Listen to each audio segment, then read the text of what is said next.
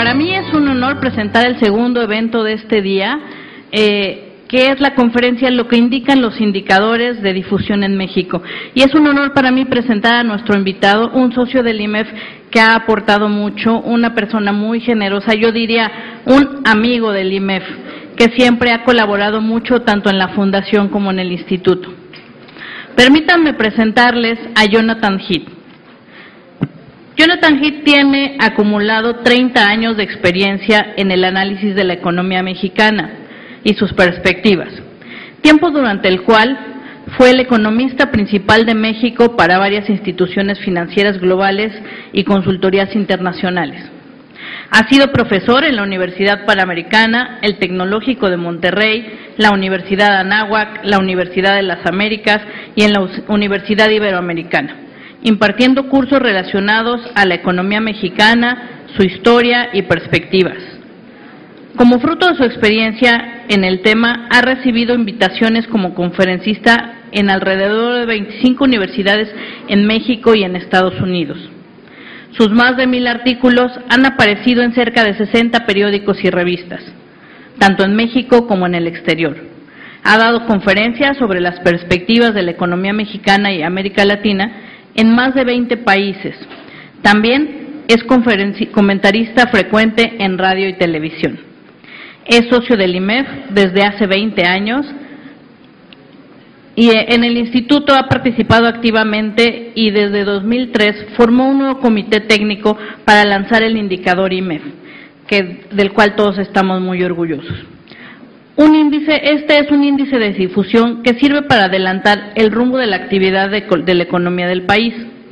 Hoy en día el indicador IMEF es utilizado en muchas partes del mundo y se ha posicionado como una referencia necesaria para el análisis económico de México.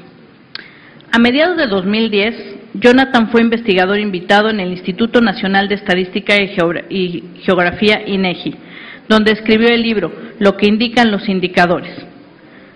Cómo utilizar la información estadística para entender la realidad económica de México. Los títulos de algunos de sus libros anteriores son Para entender el Banco de México y La maldición de las crisis sexenales. Como siempre, Jonathan, bienvenido. Muchas gracias.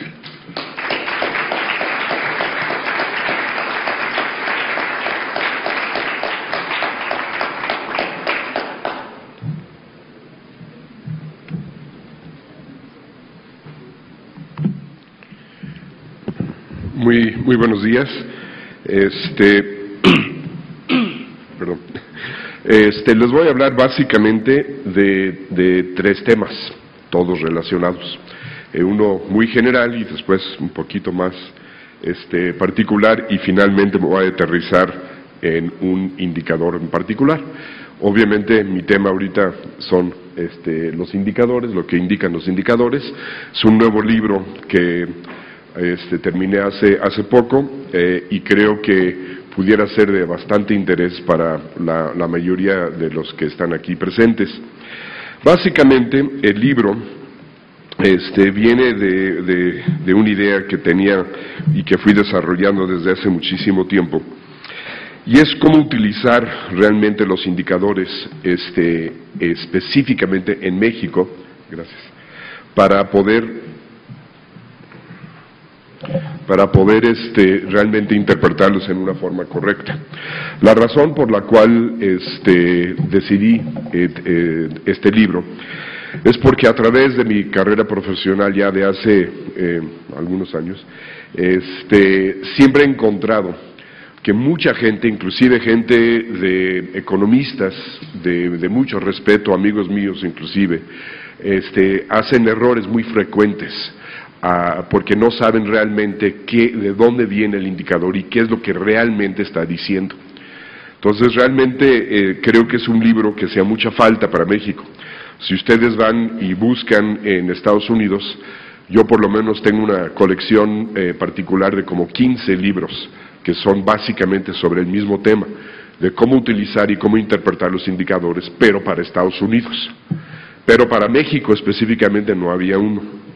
Y en este caso en particular, los indicadores en México tienen muchas diferencias con los indicadores en Estados Unidos. Déjame darles un par de ejemplos que creo que son muy ilustrativos. Hace poco, y esto fue como por abril, un columnista, comentarista de radio, conductor, tiene su propio programa, que sabe bastante de economía, bastante inteligente, lo respeto mucho, y siempre lo escucho.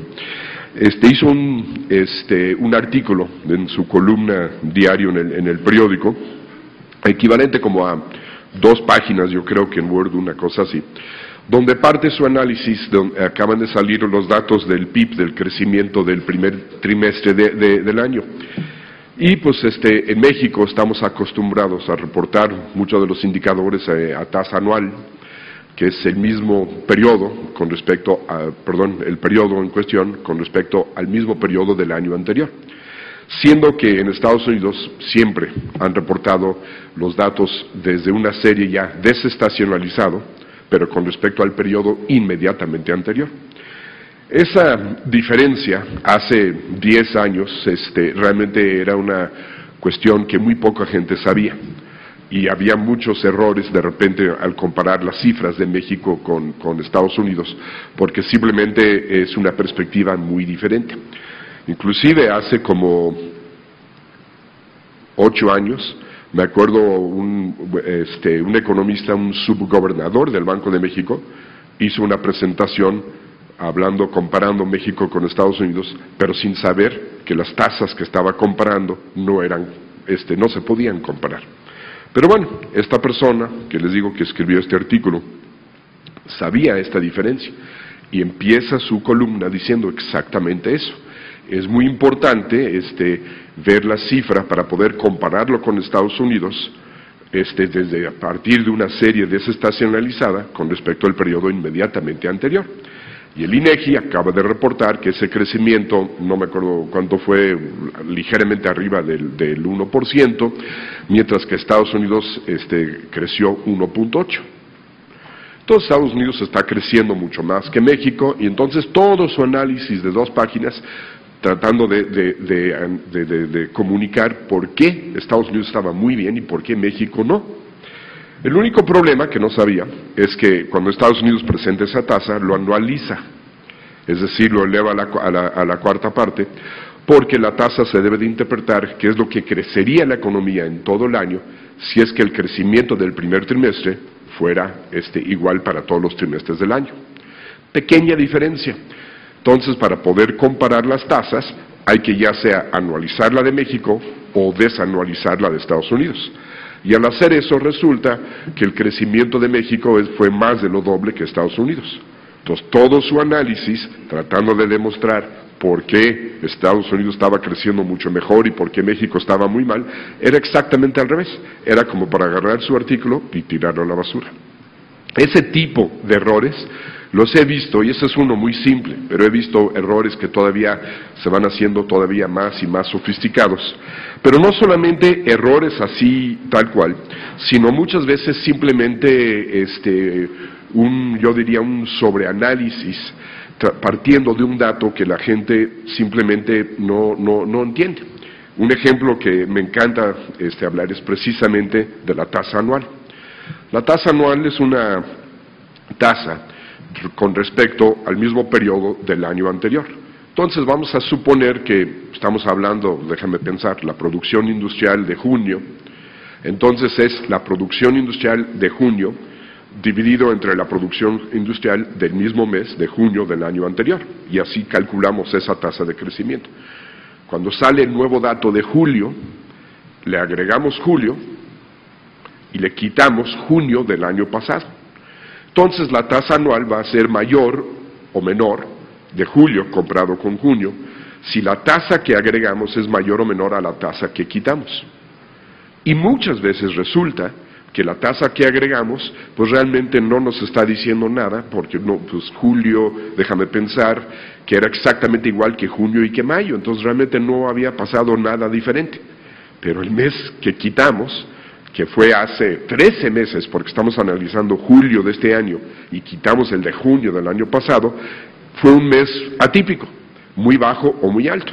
Entonces, al quitarlo, la tasa anual de junio cambia, estoy aquí inventando el ejemplo, de 4.5 baja a 3.2. Entonces todos los medios reportan, julio fue un desastre para México, la producción industrial se está desplomando, ya viene una recesión, y empiezan a sobreanalizar y a llegar a una gran cantidad de conclusiones.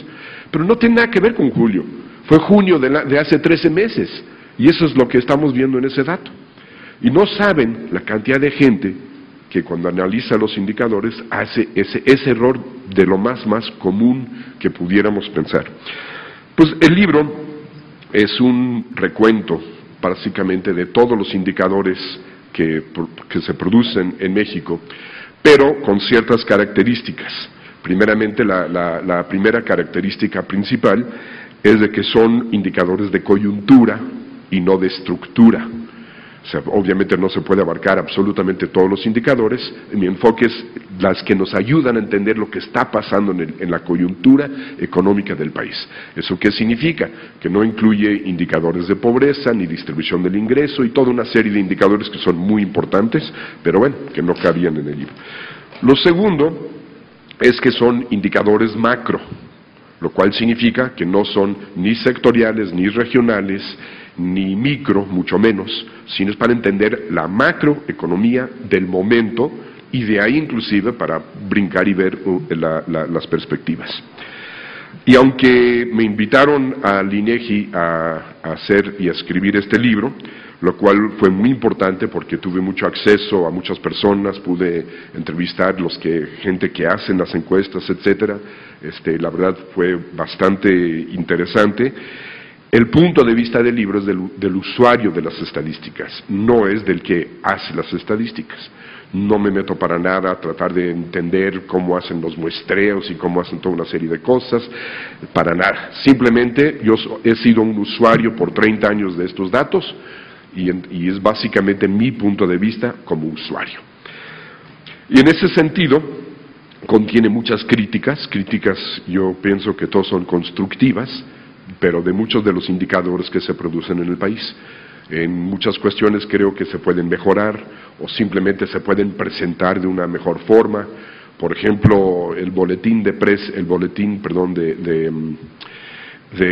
la tasa de desempleo es un verdadero desastre, y siempre lo he criticado, pero después averigüé que lo tienen que sacar así porque la Secretaría de Trabajo, que está dentro de uno de los comités, que no sé qué, pide que así lo hagan. ¿Y cómo está elaborado este boletín? En el primer párrafo hablan de la tasa de participación laboral. ¿Hay alguien que le interesa la tasa de participación laboral? Yo creo que casi nadie. Es una tasa irrelevante para la coyuntura o pudiera ser marginalmente relevante si le buscamos. Y ese es el primer párrafo del boletín. El único dato que realmente interesa es la tasa de desempleo. Y la tasa de desempleo nacional nos lo dicen en el tercer párrafo.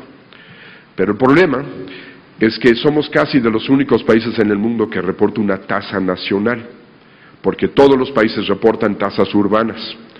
¿Por qué? Porque la problemática del desempleo rural es totalmente diferente que la problemática del desempleo urbano. Y al mezclar los dos, estamos mezclando dos conceptos que son muy diferentes y que no se deben de mezclar. Estados Unidos reporta lo que llaman el non-farm unemployment rate. Non-farm significa no agrícola, es como rural.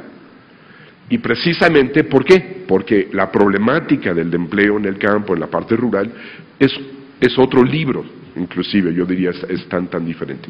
Pero ¿por qué lo ponen juntos?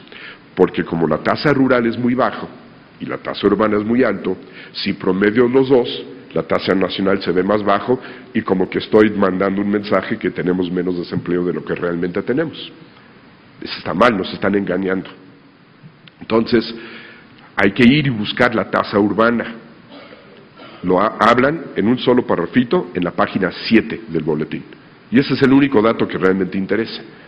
Y entonces, el problema es que sale ese boletín y al día siguiente pueden leer ustedes en todos los diferentes medios, periódicos, televisión, radio, etcétera, internet, la interpretación de la noticia de la tasa de desempleo. En el INEGI tenían un boletín ahí como un resumen de prensa y venían todas las opiniones. Y al mismo tiempo que un periódico reportaba que había aumentado, otro que había disminuido, otro que no sé qué, y estaban todos leyendo exactamente el mismo boletín. Nadie sabe cómo interpretar un boletín que se supone que está escrito por profesionales para darnos esa noticia. Pues de alguna forma u otra, este libro lo trato de hacer para que todo el mundo sepa cómo utilizar los indicadores correctamente, saber de dónde vienen. Trato, la gente que conoce mi estilo, lo trato de mantener en el sentido que trato de que sea un libro comprensible, ameno, a pesar de que son temas de repente pesados, pero para que sea de lectura fácil. Y es un libro que creo que definitivamente llena un hueco que existe en este país. Pues obviamente, pues mi comercial, pues pero el libro está disponible gratuitamente, lo pueden descargar en la versión electrónica en la página de internet del INEGI, sino también en mi página, y los invito a que lo lean. Uno de los capítulos de este libro es sobre los indicadores de difusión, que es una familia de indicadores que son ligeramente diferentes a todos los demás. La gran mayoría de los indicadores están midiendo algo, y llamémoslo algo muy concreto. Están midiendo, por ejemplo, la producción industrial. Entonces tienen que levantar a través de un muestreo y le tienen que preguntar a las empresas cuánto fue lo que produciste y empezar a sumar y empezar a sacar toda una serie de cosas para hasta poder sacar ese indicador. Obviamente, en lo que reúnen toda la información pasa un buen rezago. Y aquí hay otra cosa que muy poca gente conoce en nuestro país, pues es que ustedes ven la producción industrial en México y más o menos nos lo reportan casi al mismo tiempo, como una semana antes, que Estados Unidos reporta, pero el mes siguiente. Entonces Estados Unidos, cuando está reportando, por decir julio, nosotros estamos reportando junio. Y no solamente en ese indicador, sino en la gran mayoría de los indicadores. Pero hay una razón, no es de que nosotros seamos más ineficientes o que el INEGI tarda más tiempo, sino simplemente el dato que produce el INEGI tiene casi toda la información incorporada y ya es un dato mucho más firme. Y en cambio el dato que produce en Estados Unidos, no me acuerdo ahorita el porcentaje exacto, pero creo que sacan un primer número que tiene nada más el 40% de las respuestas, después al mes siguiente la actualizan con el 67%, y es hasta como el cuarto mes que ya incorporan como ya el 97% de las respuestas, y ya es un dato bastante firme. Con el PIB de Estados Unidos, ellos reportan 3 PIBs, un primer avance, después un estimado y después ya un dato un poquito más firme. Y la razón por la cual empiezan a reportar ese primer dato es porque no incorpora toda la información, es un dato parcial. Entonces el INEGI lo que hace es que se espera un poco y nos entrega un dato mucho más firme. Si ustedes ven los cambios de los datos preliminares de Estados Unidos a los datos finales, dan unos bandazos increíbles. Pero en cambio, si ustedes ven los datos que producen el INEGI, pues van a encontrar que realmente las correcciones pues no son muy grandes. Y en el caso, por ejemplo, del PIB, la gran mayoría de las correcciones viene del sector agrícola, que es donde es un poco más difícil recabar la información y la información en una forma con los tiempos requeridos. Entonces, esta familia de indicadores que son de difusión no miden ya cosas así más concretas, sino miden ya aspectos, llamémoslo cualitativos, y lo cuantifican. El ejemplo, creo que mejor de todos, es déjame utilizar el proceso aquí de la presentación. Un índice de difusión va a ser un índice que va de 0 a 100, donde el punto medio siempre va a ser como un tipo de umbral. Y casi siempre lo que vamos a tener es que la parte de arriba es como que algo positivo, por decirlo así, y la parte de abajo de 50 puntos es algo negativo. Entonces, la manera de que se hace esto es que se hacen preguntas y se pueden responder en cualquiera de estas categorías. Por ejemplo, el índice de confianza al consumidor es quizás el índice de difusión por excelencia, el más conocido de todos. Y en la encuesta se hace una pregunta. ¿Usted siente que su situación de su hogar es mucho mejor, igual, peor o mucho peor a la que existía hace 12 meses? Y así se hace toda una serie de preguntas con ese tipo de respuestas. Y después, de alguna forma u otra, se saca, como quien dice, es casi el equivalente a un promedio ponderado del porcentaje de respuestas. Y ahí es como se calcula el índice. De esta forma, dejan de pensar que las respuestas positivas tienen mayor ponderación, tendrán una ponderación de 1, mientras que las de menor desempeño tendrán una ponderación de 0. Si el 100% de la gente responde la respuesta más optimista, ya sea mucho mejor o que aumentaron mucho cuando hablan de producción, o es mucho mayor la percepción de seguridad, por ejemplo, si el 100% de la gente nos da la primera respuesta, el índice sería igual a 100. Si el 100% de la gente contesta la peor respuesta, el índice sería igual a 0. Y entonces 50%, el punto medio, justamente nos da ese balance de los porcentajes entre lo que dan respuestas optimistas y pesimistas. Aquí está, por ejemplo, las ponderaciones con este tipo de respuestas que aumentó mucho, aumentó algo, permaneció igual, disminuyó algo, disminuyó mucho, la ponderación que le dan a cada una de esas respuestas. De ahí vamos a suponer que el 10% de la gente responde que es mucho mejor, el 40% responde que es mejor, 20% igual, etcétera. De tal forma que tiene que sumar 100 porque son el 100% de las respuestas. Entonces se multiplica este porcentaje por su ponderador y se obtiene este número de acá. Después se suman estos números y entonces el índice con esta distribución de respuestas sería igual a 55. Entonces aquí tenemos un ejemplo donde ustedes pueden ver que hay más respuestas positivas, 40 más 10 es el 50%, que los que están por debajo del punto neutral, que serían 25. Y eso es justamente lo que nos da esa respuesta. Entonces es una forma cuantitativa de cuantificar, o sea, una forma de cuantificar respuestas que son realmente cualitativas. ¿Y cuál es la ventaja? La ventaja principal es que son encuestas y son índices que se pueden armar casi en el instante. Yo le voy y le pregunto a la gente, o le digo a la gente, contéstame en internet, nada más apretando tas, así con el mouse, contestan, lo envían, y casi de inmediato entra en la computadora está recibiendo las respuestas, y yo puedo hacer un corte en el momento en que quiero, y ya me dice cuánto es el valor de ese índice. En cambio, para recabar toda la información de las empresas, para sacar la producción industrial, pues típicamente tardo 1 mes y medio. Y aquí tardo, pues quizás 1 hora en lo que medio saco la información y lo medio pongo en la forma correcta.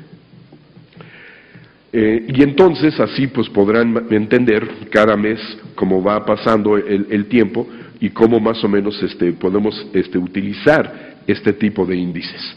Este tipo de índices han resultado ser bastante acertados.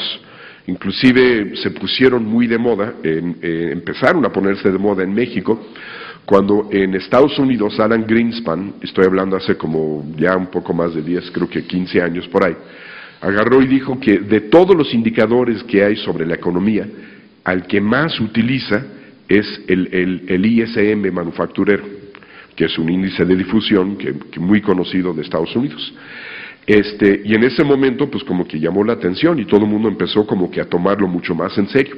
Y ese indicador, por ejemplo, ahorita estamos terminando agosto, el lunes, que es el primer día hábil de septiembre, se va a anunciar cuánto es el valor de ese indicador para el mes de agosto.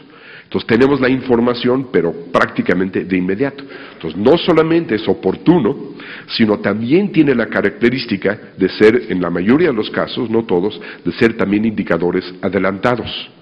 ¿Eso qué significa? Que no solamente me está diciendo cómo fue el comportamiento de la economía en el mes de agosto, sino que me va a adelantar y me está diciendo lo más probable es que en los siguientes meses también más o menos por dónde va a ir la dirección de la economía. Entonces, pues cuantifican respuestas cualitativas, marcan tendencias generales que no son cuantificables, es decir, no nos dice la dirección, pero no la magnitud. Si tenemos un indicador que nos dice 55 puntos, al saber que está arriba del umbral de 50, déjame pensar que estamos hablando del sector manufacturero, entonces sabemos que eso significa que la economía se está expandiendo, pero no nos dice en qué magnitud. No podemos, la producción industrial nos dice, pues creció 3.2%. Aquí nos dice mucho antes, se está expandiendo, pero no nos dice exactamente el número. Pero sí nos dice, y con bastante acertado, la dirección que lleva la economía. Y obviamente entre más por arriba está de los 50 puntos, pues más acelerado debería de ser la expansión de la economía. Y entonces eso es, pues no solamente la ventaja de tener la información en una forma oportuna, sino también saber qué es lo que nos está diciendo este indicador. Por lo mismo, se debe concentrar la atención en la tendencia que marca el indicador y no en el nivel de la última observación.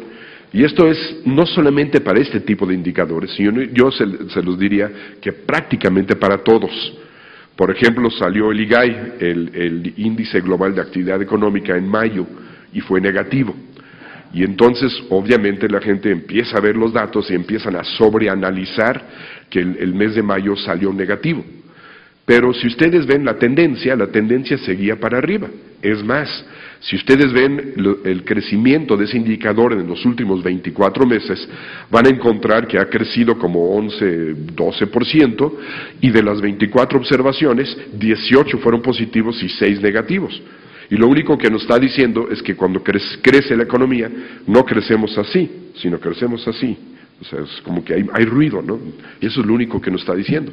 Entonces, si se concentran y únicamente analizan el mes de mayo, que fue negativo, sin ver la tendencia que sigue siendo positivo, pues van a llegar posiblemente a un análisis inclusive hasta equivocado. Espérense a junio para ver si hay un segundo mes consecutivo negativo. Nos esperamos a junio, y junio fue no solamente un dato positivo, sino bastante positivo, de muy buen crecimiento. Entonces, por eso es muy importante siempre ver la tendencia. Son indicadores mucho más baratos y transparentes. Aquí en el IMEF hicimos el indicador IMEF, que es exactamente lo mismo que el indicador, el ISM manufacturero de Estados Unidos. Y el ISM manufacturero lo empezamos a hacer un poco antes, y el INEGI ahora hace un indicador más o menos similar. Cuando yo fui a hablar con el INEGI en el 2004, hablando más o menos del proyecto que ellos tenían, ellos en ese momento dijeron que tenían asignados 7 millones de pesos para hacer esa encuesta. Y eso era en el mero principio, cuando apenas estaban arrancando. Pregunté hace rato cuánto gastan ahora, y me dijeron que no tenían la información disponible, pero yo les puedo asegurar que seguramente tienen asignados como unos 40-50 millones de pesos al año a esa encuesta. Hacemos más o menos lo mismo. El indicador IMEF es muy similar y marca tendencias bastante similares a lo que marca el indicador del INEGI. Hemos hecho bastantes análisis ahí.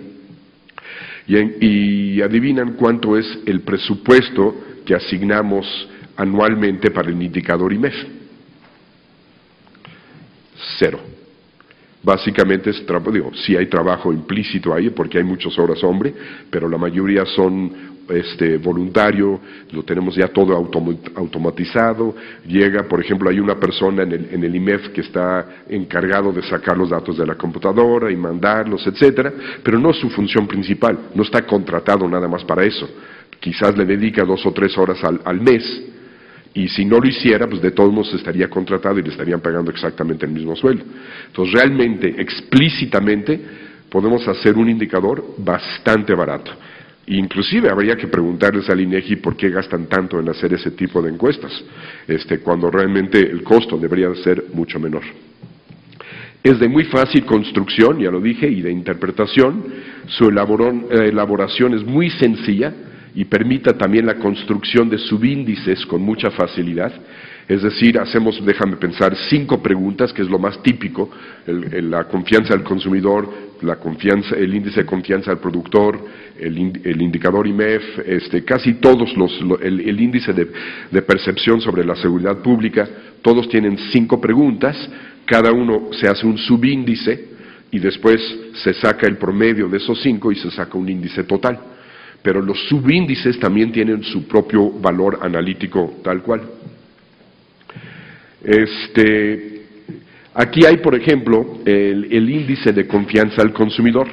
La línea roja es la original, la línea azul es la serie desestacionalizada y la línea negra es ya la tendencia. Concentremos nuestra atención en la tendencia.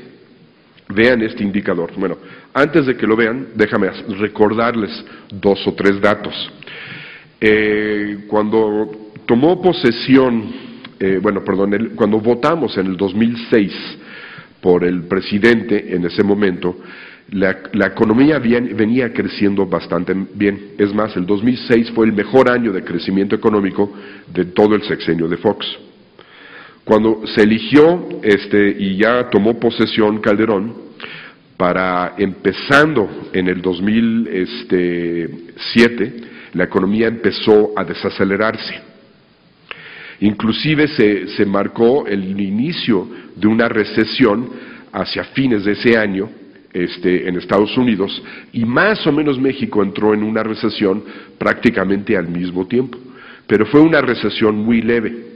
Después se acuerdan ustedes que anunciaron el quiebre de Lehman Brothers y de repente se agudiza pero muchísimo la recesión, y ahí es donde viene ya la caída mucho más marcada, tanto en Estados Unidos como en México. ¿Recuerdan esas fechas? Aquí empezamos a ver una desaceleración ligera. Esta desaceleración, ¿cuándo empieza? Como medio año antes del 2007, es decir, a mediados del 2006. Entonces ya estaba empezando a desacelerarse este indicador medio año antes de que se empezó a desacelerar la economía. Después aquí, de repente, da un desplome, pero bastante marcado, bastante grande, este índice. ¿Cuándo? Pues más o menos a mediados del 2007. Pero ¿cuándo fue o fines del 2007? ¿Cuándo fue lo de Lehman? Pues a mediados del 2008. Entonces aquí casi con medio año o un poco más, este índice nos estaba diciendo, viene aquí algo bastante fuerte, bastante duro. Y de ahí más o menos se situó acá abajo y empezó a subir, empezó a recuperarse un poco antes, no mucho. Aquí fue mucho más el aviso, aquí ya no tanto, pero de todos modos. Pero vean ustedes cómo realmente no termina de recuperarse y está muy por debajo de los niveles máximos anteriores. Y eso está reflejando justamente muchos de los riesgos que todavía existen en la economía. Nos está diciendo, pues todavía Europa no ha resuelto su problema, Estados Unidos se está desacelerando y todavía pudiera entrar en recesión, aunque parece ser que no, etcétera. Y pues de alguna forma u otra, esto viene perfectamente bien reflejado en este indicador, que en México, la verdad, no lo utilizamos como deberíamos, y mucho menos en comparación a cómo usan este mismo indicador en Estados Unidos. Entonces, este es un excelente ejemplo de un índice de difusión que funciona bastante bien. Una de las cosas nada más, y esta es una de mis críticas favoritas, es que el índice al consumidor en México, el INEGI lo agarró y lo puso enero, no me acuerdo qué fecha exacta es, pero enero del 2001, creo, igual a 100.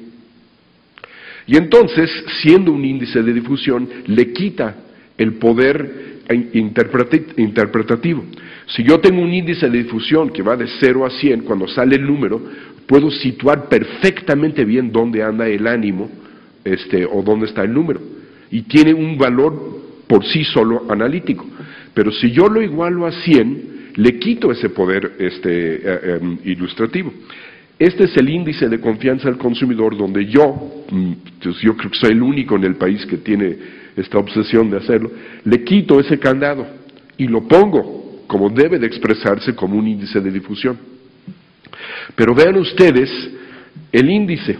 Aquí está el umbral de los 50 puntos que separa el optimismo del pesimismo. Y aquí está el índice desde que empezó en abril del 2001 a la fecha. ¿Y qué es lo que nos está diciendo? Que los mexicanos siempre son pesimistas. La única diferencia es que a veces son más pesimistas y a veces menos pesimistas, pero pesimistas siempre. Entonces, cuando el INEGI empieza a levantar esta encuesta y dice, ay, ¿cómo podemos nosotros estar mandando esta señal al público de que siempre hay pesimismo? No, mejor igualamos abril del 2001, igual a 100, y así nadie va a saber. Pues si sabemos que estamos más optimistas, más pesimistas, pero en un momento dado, quién sabe si somos optimistas o pesimistas. Entonces le quitaron uno de lo más padre que son de este tipo de indicadores. Déjame darles un ejemplo. Vamos a suponer que yo tengo esta encuesta, que si aprueban o desaprueban la labor realizada por Calderón como presidente de la República. Aquí está el porcentaje de gente que aprueba y los que desaprueban. Creo que los datos son semificticios, no se vayan con la finta, lo hice para fines ilustrativos. Pero obviamente, pues todo mundo pensaba que Calderón iba muy bien acá, y poco a poco le han ido perdiendo la confianza, pero todavía opina un poquito más que la está haciendo bien a que la está haciendo mal. Pero están de acuerdo que está mal interpretado este indicador. Entonces, eso es justamente lo que nos está haciendo el INEGI al igualarlo a 100. Estamos analizando un indicador y de repente creemos que estamos sacando conclusiones que la verdad no son ciertas. Ahora vamos a brincar aquí a un indicador, que es el indicador, obviamente este es un foro organizado por el IMEF, pues el indicador IMEF es el indicador que más nos interesa y que me quiero enseñarles a ustedes cómo se construye. Este indicador básicamente va a hacer 5 preguntas sobre los nuevos pedidos, la producción, el número de empleos, el tiempo de entrega de sus productos y los inventarios. Y tiene inclusive ese orden, tiene como una cierta orden lógica. Primeramente viene un nuevo pedido a la empresa y después ya lo empiezo a producir, pues si no lo puedo producir, pues voy a contratar más gente, y el tiempo de entrega es como un tipo de señal como de capacidad instalada, capacidad ociosa. Si yo tengo mucha capacidad ociosa, pues puedo entregar rápidamente el producto, pero si ya tengo mi capacidad, ya estoy empezando a trabajar a mi máxima capacidad, pues voy a empezar a tener problemas de entrega. Inclusive esa pregunta, cuando entra en el índice, entra como inversa, porque obviamente es mejor señal a que estoy utilizando toda mi capacidad hasta a que no lo estoy usando. Y al final, esta sobre los inventarios. Y entonces, a cada una de estas preguntas se pregunta, la producción de su empresa en comparación al mes pasado, ¿fue mucho mayor, algo mayor, igual, algo menor o mucho menor? Todo mundo en un momento dado, cualquier ejecutivo de finanzas o cualquier gerente de compras o cualquier persona más directivo de una empresa, pues debe de poder contestar aunque sea a ese nivel. Pueden en un momento dado no poder contestar, no, pues mi producción fue 3.2% mayor, pero sí pueden decir, no, pues sí fue algo mayor. Y entonces por eso se puede responder tan rápidamente esta pregunta. De ahí se forma un tipo de matriz donde estas son las 5 preguntas y estas son las 5 posibles respuestas a cada pregunta. Entonces se hace un algoritmo donde se van recibiendo las respuestas y se va llenando este tipo de matriz.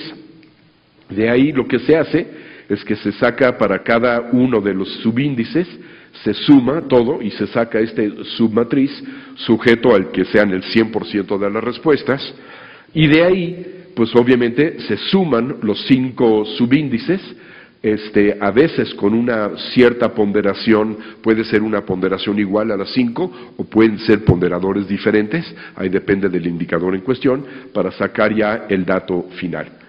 Y entonces aquí hay un ejemplo. En la pregunta número 1, pues el 12% respondió mucho mejor, el 22% respondió mejor, el 40% respondió igual y así sucesivamente. Entonces, todo esto, pues lo multiplicamos por 1 y obtenemos aquí un número. En la segunda pregunta, esta es la respuesta de algo mejor, esta es la respuesta de igual y esta es la respuesta algo menor, ¿no? Entonces, aquí se multiplica por las ponderaciones, aquí hay un error, este es 2,5, no 5,2. Y se multiplica por 100 para que sea entre 0 y 100, no 0 y 1, y aquí se obtiene cada uno de los 5 subíndices, y después saco el promedio de estos subíndices y ya tengo mi número. Y aquí ya tenemos al indicador IMEF manufacturero tal cual. Vean ustedes aquí cómo básicamente empezó a hablar de una cierta desaceleración en la economía ya desde su punto más alto, un poco antes del 2006, desde el 2007 ya empezó a hablar de una cierta desaceleración. Aquí empezó a hablar ya de la recesión, claramente, de la recuperación, y más o menos un cierto comportamiento de crecimiento normalón, pero tampoco muy grande, desde entonces. Cuando sacamos el indicador IMEF al principio, pues muchos medios no nos ponían atención. Hay el ejemplo de un medio en particular que me decía Gloria, que nos ayuda ahí con la parte con los medios, que la reportera le dijo explícitamente que los directores del periódico le giraron instrucciones que no pelaran a este indicador, que no había que perder el tiempo. Pero este indicador fue el de los primeros, si no creo que el primero, que empezó a decir, aguas señores, la economía está entrando en una recesión. Sacamos un boletín de precios justamente con ese encabezado, la economía está entrando o va a entrar en una recesión. Me acuerdo muy bien que el presidente del IMEF en aquel momento, creo que 2 días antes, había visitado al secretario de Hacienda y le había dicho que todo iba sumamente bien. Entonces él ve que vamos a sacar un boletín diciendo que, pues, casi diciendo que el secretario de Hacienda estaba mintiendo. Se empanicó y casi nos quiso parar y que no sacáramos el indicador. Entonces hubo obviamente una discusión diciendo, espérame señores, pues ¿para qué queremos un indicador que nos dice que va a haber recesión para cuando la primera vez que va a haber recesión no lo usamos? O sea, como que para nada. Pues entonces, pues sí, se dio cuenta que sí, y pues sacamos ese boletín diciendo que la economía va en recesión, y obviamente pues agarró, creo que teníamos como 5 o 6 medios ahí que medio nos mencionaban, y creo que ese mes nos mencionó, no me acuerdo el número, 50 y tantos diferentes medios nos mencionaron. Pues obviamente era la noticia. Y ahí, como suele suceder, a los políticos no les gusta cuando entra en recesión, pero sí les gusta cuando salimos. Entonces, también fuimos de los primeros que decían, señor, la recesión ya está acabando, ya hay signos claros de recuperación. Y ahí el que nos citó fue hasta el propio presidente Calderón, que citó el indicador IMEF porque pues ya estaba hablando ya de la recuperación. Pues obviamente aquí hay un manejo político de los datos, siempre pasa, no nos debería de sorprender, pero básicamente yo les puedo decir que ya desde empezamos a llevar a cabo la encuesta en enero del 2004, el primer año tenemos los datos, pero los consideramos no tan robustos, porque en enero, que fue el primer mes, que fue más bien experimental, que levantamos la encuesta, tuvimos nada más 17 respuestas. Entonces, obviamente ahí fue agarrando un poco más y más respuestas, y ahora ya tenemos un número totalmente adecuado. Y pues realmente ha dado excelentes resultados. Y aquí lo interesante de esto es que este indicador no es necesariamente el primer indicador hecho por el sector privado. IMEF quizás no es sector privado tal cual, pero pues no es definitivamente sector público. Deja de llamarlo sector privado porque hubo alguien ahí que me alegaba que no era sector privado, que era sector, no me acuerdo cómo le llamó, pero bueno, no importa las etiquetas. Nosotros, cuando estábamos por hacer este indicador, tocamos puerta en el Banco de México y tocamos puerta en el INEGI para ver si nos ayudaban, nos respaldaban, porque pensábamos que teníamos una idea genial. Y pues en el Banco de México, pues como que medio se molestaron, porque ellos estaban construyendo un indicador similar y lo querían sacar. Y pues obviamente pues no querían que de repente alguien de afuera llegara con un indicador y que empezara a competir con ellos. Entonces ellos realmente prácticamente no le pusieron muchas ganas, no nos tomaban muy en cuenta. Pero como a los 3, 4 años que empezaron a ver que nuestros resultados pues no eran tan mal y todo, pues nos dimos cuenta que nos estaban monitoreando todos los meses, y de repente cuando hicimos un ajuste en una cuestión metodológica, pues recibo una llamada pidiendo, oye, pero ¿por qué lo hicieron? A ver, explícanos, oye, nos podemos juntar. Y ahora no solamente nos toman en cuenta, sino que ahora en el Twitter me doy cuenta que hay una parte que se llama divulgación Banjico. Divulgación Banjico divulga el indicador IMEF. Entonces, hemos ganado con el tiempo hasta los mismos adeptos de los gentes que más nos criticaban en un principio. Creo que es signo de que el indicador IMEF realmente va bastante bien. Por el otro lado, también tocamos puerta en el INEGI. Y ahí fue, yo creo que golpe de suerte, que pude platicar con el presidente del INEGI en aquel momento, que era Gilberto Calvillo, que él tenía un poco la idea de que era Fox le estaba recortando el presupuesto al INEGI. Y ahí tengo varias historias medio trágicos de lo que pasó con esos recortes, pero eso es tema de otra plática. Y obviamente Calvillo estaba sumamente preocupado. Entonces él estaba explorando cómo podía el INEGI sacar indicadores buenos, etcétera, pero quizás con un menor costo. Y le habían platicado que en Estados Unidos el índice de confianza al consumidor lo empezó a hacer el gobierno, y ya cuando ya lo tenía bien hecho, lo agarró y se lo entregó al Conference Board, que es una empresa no lucrativa, independiente, pero del sector privado. Y hasta la fecha lo hace el Conference Board. Entonces, allá le dijeron, es que no todos los indicadores lo tiene que ser el INEGI. Y en eso, pues yo toco puerta y le digo, oye, pues tenemos esta idea. Y le encantó la idea, y en diciembre del 2003 firmamos un convenio de colaboración con el INEGI, donde el INEGI oficialmente se hacía aval del indicador IMEF, asiste como secretario técnico de nuestro comité del indicador IMEF, que nos reunimos todos los meses, y el secretario técnico es el INEGI. Inclusive cualquier cambio metodológico, cualquier revisión, cualquier cosa que hacemos, el convenio nos dice que el INEGI lo tiene que aprobar. Entonces tiene, como quien dice, el sello de garantía del INEGI. Entonces, y es el primer indicador hecho en México por el sector privado, pero con el sello oficial del INEGI. Y yo creo que eso también ha ayudado mucho a la credibilidad a través del tiempo. Aquí también déjame decir que cuando nosotros sacamos el indicador, al principio no era ajustado por la estacionalidad, y es muy importante tomar en cuenta la estacionalidad de cualquier serie.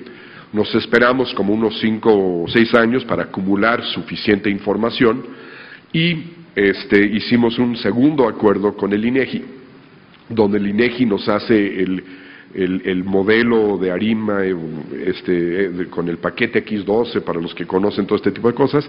Ellos nos hacen el modelo y nos lo entregan para que nosotros tengamos las series desestacionalizadas, y cada año nos actualiza el modelo como debe de ser. Entonces, pues tenemos la serie desestacionalizada, tenemos la tendencia de la serie, tal cual como casi toda la familia de indicadores del IMEF. También otra cosa que tenemos nosotros, que esto sí no lo tiene ningún otro indicador de otro lado, es que tenemos la serie en su forma original, y también lo tenemos ajustado por tamaño de empresa, donde obviamente si nos dice una empresa grande que están produciendo más, pues le tenemos que dar más valor a que si nos dice una empresa micro que están produciendo más, porque estamos hablando de la producción total del país. Entonces le damos mayor ponderación dependiendo del tamaño de la empresa. Y muchas veces la tendencia prácticamente no cambia, pero muchas veces el valor interpretativo puede ser diferente. Por ejemplo, aquí vemos, si ajustamos el indicador por tamaño de empresa, pues no nos fue necesariamente tan mal en la recesión, pero les fue mucho peor a las pequeñas empresas que a las medianas y grandes empresas. Y creemos que la razón por eso es que las medianas grandes empresas tienden a exportar, mientras que las pequeñas no, y una de las salidas de la recesión del 2008-2009 fue el gran puje que tuvimos en las exportaciones no petroleras. También tenemos un indicador para el sector no manufacturero. El INEGI, junto con el Banco de México, publican lo que llaman su índice de pedidos manufactureros, que es muy similar al indicador IMEF manufacturero, pero no tienen un indicador no manufacturero, y esto representa más o menos el sector de comercio y de servicios. Pero si ustedes sacan la ponderación, el sector comercio representa el 15% del PIB y el sector servicios representa más o menos el 50%. Entre los dos representan ligeramente más de 2/3 partes de la economía. Entonces, para saber cómo va la marcha de la economía, es tan o quizás más importante el indicador no manufacturero que el indicador manufacturero. Y nosotros tenemos los dos. Y entre los dos, lo único que estaríamos dejando fuera sería la cuestión agrícola, pero la cuestión agrícola tiene su propia lógica y su propia inercia, ¿no? Entonces, pues, cubrimos prácticamente toda la actividad económica relevante. También tenemos el ajustado por tamaño de empresa, que también añade el valor analítico. Y bueno, hasta aquí tengo la parte escrita y nada más me gustaría terminar diciendo que por favor vean el indicador IMEF. Si algunos de ustedes trabaja en una empresa, ya sea manufacturero o no manufacturero, y quiere colaborar con nosotros participando en una encuesta, pues bienvenidos. Y entonces, como ya recapitulando, empecé con mi libro, que es lo que indican los indicadores, que es todo. Me fui a los indicadores de difusión y específicamente al indicador IMEF como un buen ejemplo de cómo el sector privado, inclusive el sector académico, puede hacer indicadores bastante buenos, bastante robustos, con valor analítico y que pueden contribuir al entender de la economía. Pues muchísimas gracias por su atención.